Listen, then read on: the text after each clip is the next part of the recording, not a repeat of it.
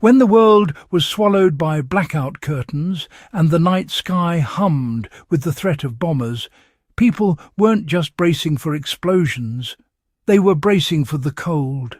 The kind of cold that crept through stone walls, snuffed out hope, and made every winter night feel like an enemy of its own. And right in the middle of that struggle, a small, rugged piece of wartime ingenuity quietly kept thousands alive. A simple can, a slab of wax, a coil of cardboard, a forgotten heat formula from World War II that worked then and still works now. Today on HistoryHQ, we're digging into the lost WWII heat candle, the survival invention that turned scraps into warmth and made the difference between frostbite and survival during one of the harshest winters in modern history. Now, let's get straight into the good stuff. Why survival candles became essential during World War II. When the bombs fell, the power grid followed. Gas lines were shattered. Electrical substations burned out. Supply chains choked. Coal wasn't just scarce, it was strategic. It was routed to factories, rail lines and military transports. Civilians were left to fend for themselves in homes that, for many nights, were as cold inside as they were outside. Soldiers faced it too. Fighters on the Eastern Front slept in dugouts that froze solid by morning. Resistance groups hid in barns, forests, abandoned factories, places where heating wasn't even a possibility. And in that desperation came invention. A practical, no-nonsense, field-tested heater you could build from battlefield scraps. What made the wartime candle heater so effective? This wasn't an ordinary candle that flickered gently on a table.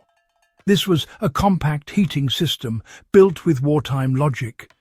Maximize burn time, widen the flame surface, and convert as much fuel into radiant heat as possible. Survivors described three key principles. First, use a metal container. Tin, aluminum or steel. The container wasn't just a mould, it was the radiator. Once heated, it radiated warmth outward, turning a simple flame into a mini furnace. Second, use a wick structure that wasn't a single string. Families and soldiers rolled strips of corrugated cardboard or tightly coiled cotton cloth, standing it vertically inside the can. The channels in the cardboard acted like miniature fuel pumps, drawing melted wax upward as it burned. Third, pack in more wax than a normal candle. We're talking dense fuel, roughly 1 pound of wax in an ordinary soup tin. Wax, paraffin, even rendered fat, whatever burned, slow and hot. The result was remarkable. 1 can could burn for 10 to 12 hours straight, and 3 cans together, placed under a metal plate or inside an insulated corner, could raise the temperature of a small room by several degrees. Not comfortable, but survivable. Exactly what people needed when snow drifted through broken windows and artillery fire echoed in the night. How these heaters were built on the home front and the front lines. British diaries describe entire families gathered around what looked like a simple jam tin. Just cardboard spirals soaked in wax. But those candles kept the frost off their hands long enough to cook tea or dry socks. Eastern European partisans melted the remnants of beeswax, paraffin, and even old boot grease. They poured it into tea tins and food cans, creating blocky heaters they carried from hideout to hideout. German and Soviet soldiers used similar devices in trenches and bunkers. Not for light.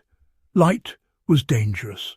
For warmth, for drying mittens, for heating a cup of water when a fire was impossible. Everyone had their own little twist back in the day. Some folks added a pinch of salt to stabilize the flame, you know. Others, well, they use cloth instead of cardboard. And some clever souls place stones around the can to create a sort of crude heat battery. But, you see, the formula itself remained quite simple. Just wax, wick, can, flame and survival. That's really all it took. Now, if you're curious about how you can recreate the World War II heat candle today, well, this is where history becomes practical. It's fascinating, really. If you ever face a blackout, a storm, or a grid-down emergency, this method still works exactly the way it did back in the 1940s. Quite remarkable, isn't it? Here's how you replicate the wartime logic in a modern setting. Start with a metal can, something small enough to handle but tall enough for a solid wick structure. Cut strips of corrugated cardboard about the same height as the can. Roll them tightly until they form a snug spiral. Melt wax in a double boiler. Never directly over a flame. Slow, steady heat is the rule. Pour the melted wax over the cardboard spiral until it's fully saturated. Let it cool and harden.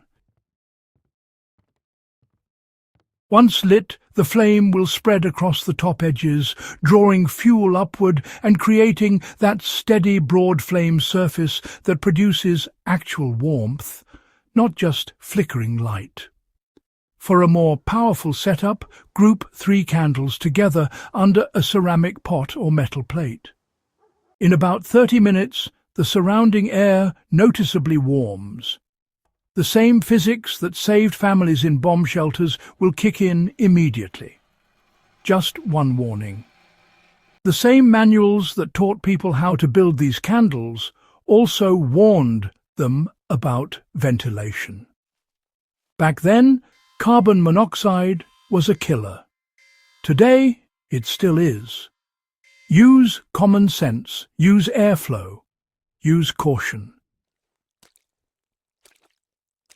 Why this forgotten formula matters today. This isn't just a survival trick. It's a link to the mindset that carried people through one of the hardest eras in human history. They didn't have modern stoves or generators or online tutorials. They had scraps, they had rationing, they had fear, and they still figured it out. Recreating this tool isn't nostalgia, it's education, it's resilience, it's honouring the people who made do with what little they had and still managed to endure. When you build a heat candle, you're not just melting wax. You're stepping into a moment of history. You're touching the same solution soldiers used in frozen bunkers and civilians used in blackout bedrooms. And you're learning a skill that remains useful, relevant, and potentially life-saving. If you found this guide valuable, subscribe to HistoryHQ and share it. Together, we keep these hard-earned lessons alive and carry forward the resilience that defined the people who lived through World War II.